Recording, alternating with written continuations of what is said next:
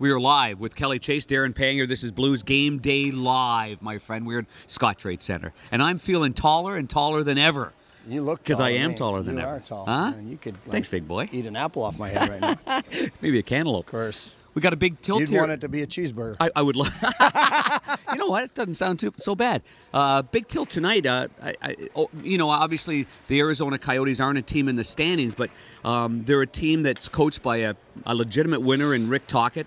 They're a team that's trying to change that culture, and it's hard to change that an identity that's been losing to identity that wins. But a couple of local kids here. I mean, it goes without saying, and you know better certainly than I do, and more people around here, the youthful talent in the NHL that come right here from St. Louis. So before we even get any further than the St. Louis Blues for now, let's give a shout out to some of the guys on the Arizona Coyotes. Yeah, Clayton Keller and Dakota Murmis. Dakota is a youngster that grew up playing in the Afton area, and his dad coached the AAA Blues here up until last year. So a couple of kids that have been ingrained in the community here through the programs of hockey in St. Louis.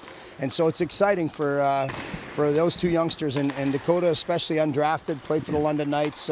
Here. How about those guys that are undrafted make it to the NHL? Memorial Cup champion, and of I'll course, be darned. And of course, gets a chance to play in the NHL, much like a couple of guys. You were undrafted, and you were and I was undrafted, and got a chance. I think there's a lot to be said about that, and I'm glad that you bring up Dakota and his travels to the NHL, and we'll get to Clayton Keller because he's just a special player, and you've known that for a long time, and he continues to prove that.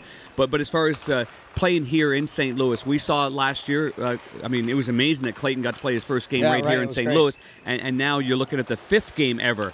And he's able to play here. Well, yes, and listen, for this kid, he's a dynamic young player. Talked to Jeff Brown last night, who coached him since he was a little guy all the way up. He goes, I don't know why people are so surprised. He was the best 98 birth year in the world. He goes, I had those kids everywhere. I took them to every tournament. They played in every major championship they could play in, off season, during the season, and he said there was no one ever that was a 98 birth year that was a better player than Clayton Keller. So why people are surprised right now baffles me. So that's a real shout out from a quality guy, and Jeff Brown, who coached him for a long time. So yes. And then the Arizona Coyotes, they're just trying to, reclaim an identity that that they're hard to play against, and they're youngsters learning, and you got to have the right chemistry and the right mixture to do that. The Blues certainly went through that for a while, and now they're reaping the rewards of that. Okay, so now I'll get to the Blues then, who are on an incredible roll here. I mean, we get asked all around the country and nationwide, wow, is this for real? What is it with the St. Louis Blues?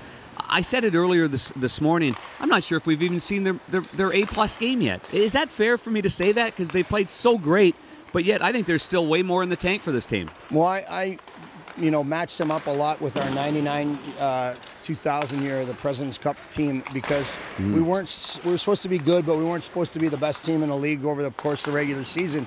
And really, the dynamics are similar. Good defensemen, which we had. We had balanced scoring. We had really, really good defensemen. We had really good defensemen in Pronger and McGinnis, but we also, we also had a bunch of guys that came to work with an identity, knew what their identity was, and just tried to play hard.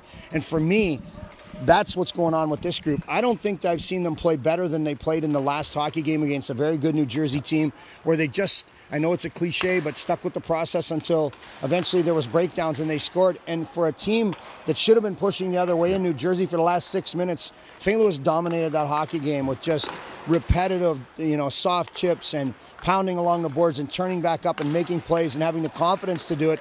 They just wore New Jersey down. I don't think I've seen the team play better, Panger. I want to get back to that New Jersey game because you hit it right on the nose. I mean, is it stick-to-itiveness?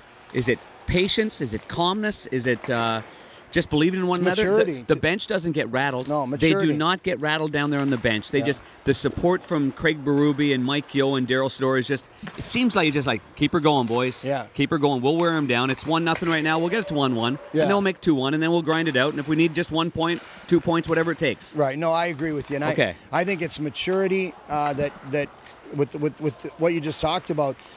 Listen, when you have results by doing something, you go back to the, what gave you the results. And I think that's what they're doing. They're saying, I think if we're patient enough to just keep making this same play, eventually that chance is going to come.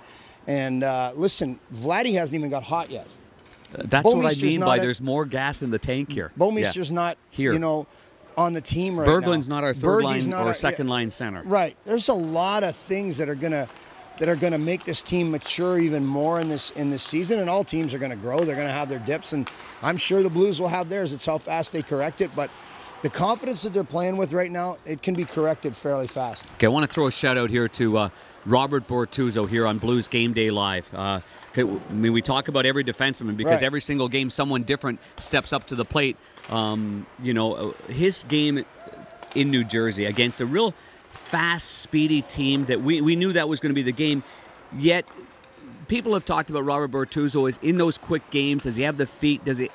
I think he's proved that he's got whatever it takes. No matter what the situation is, he can adapt. And as the game goes on, you give him a chance, he gets better as the game goes on. I thought he was very, very, he's very productive, but I thought he was one of the better defensemen in that game. I think he's matured, and all year he's proven that. Bobby Plager always says to us, you don't become a real good defenseman in this league till you're 26, 27. And we've talked to Robert about that, and he said, I just feel like I have more time than I used to think I had.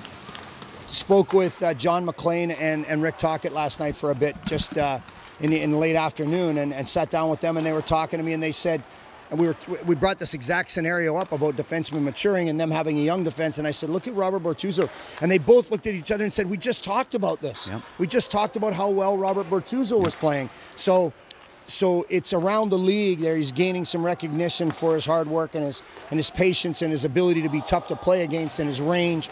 So all of those things you just mentioned, I think, again, maturity and having confidence in knowing that he understands the game better has helped him become a better player. And I'll tell you what, the Blues they're right now really tough to play against because of guys like him and Edmondson that are defending really well. Well, I like the way that you added the great Bob Plager in there. I just ran into him a little bit ago, and I said, Bobby, what was that story about winning when you brought in Dickie Moore and Doug Harvey? And he said, well, Dickie Moore said, bottled beer tastes better than draft beer after a win. I said, well, this team must be enjoying that because they're winning and having fun. But Cold Anheuser-Busch right? For sure. So anyway, well, we'll wrap it up. We've got game time tonight, 7 o'clock on Fox Sports Midwest, pregame at 6:30. Same thing on the 50,000-watt blowtorch called KMOX, where you're going to bring it to the people with Chris Kerber. And we got the guy with the big nose might be between the benches. I'm not sure if you're in there or not, if we can fit all three of us. But Tyson Nash is welcome back to town. Yeah, I'd like to have him between the benches and just give him a little elbow once in a while. Can you reach up and get him? I'll give him a little talk one? there. All right, I appreciate it. Anyway, it's always good to see him and, of course, the no rest Trevor of the guys. Nickerson again today. Yeah, no, he's probably busy doing something. He's an executive or something. It says so on his business card. Yeah, I guess so. I guess. Well, thankfully we've got John Gaminsky and, of course, the great Chris Pinkert. Chris Pinkert. Okay, the boys are doing a great job, and we love it. I hope you're enjoying this. We know the fans have reached out and have said they liked it because it's on all kinds of social platforms. So they like it, we like it. All right, we're in for it then. Okay, but for Kelly Chase, I'm Darren Robert Pang. Enjoy the game tonight.